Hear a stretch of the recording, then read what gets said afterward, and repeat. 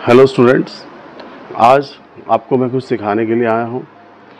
मेरी जो शॉर्ट्स होती हैं वो मोटिवेशनल होती हैं। देखो, मैं तो ये कहता हूँ कि मैं मोटिवेशन तो करता ही नहीं हूँ, मैं तो इंस्पायर करता हूँ।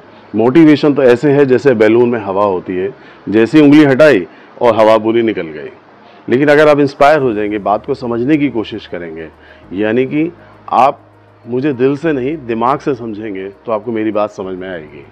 देखो, आजकल बच्चों के मुंह से मैं जनरली यही सुनता हूँ पेरेंट्स के लिए कि पेरेंट्स ने अपनी लाइफ में कुछ किया ही नहीं है, जब हमारा टाइम आएगा तो हम बताएंगे। तो मैं आपको एक छोटी सी बात कहता हूँ, तो आप बताइए, पूरी की दुनिया आपकी है और सबसे ज़्यादा खुश आपकी जीत से आपके पेरेंट्स होंगे, उससे ज़्यादा खुश कोई हो ही नहीं सकता है।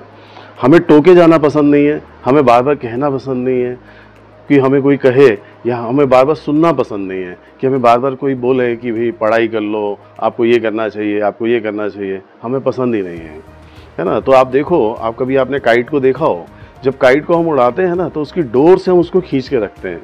जब तक डोर हमारे हाथ में रहती है ना, तब तक काइट और हाइट और हाइट और हाइट पे जाती है।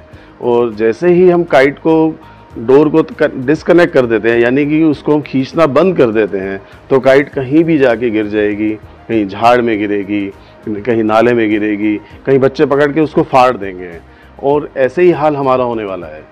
जिस दिन हमें कोई टोकने वाला नहीं होगा ना, उस दिन आप देखना कि आपको परेशानी होनी शुरू हो जाएगी। इसलिए जब तक आपको कोई टोकने वाला है तो समझ लो कि आप ऊपर हाइट पे जा रहे हो।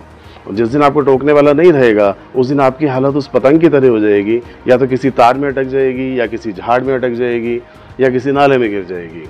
ऐसे ही हम अपने जीवन के स्तर को ना गिरने दें। अगर हमें कोई कुछ कहता है तो उसकी बात ध्यान से सुन लें।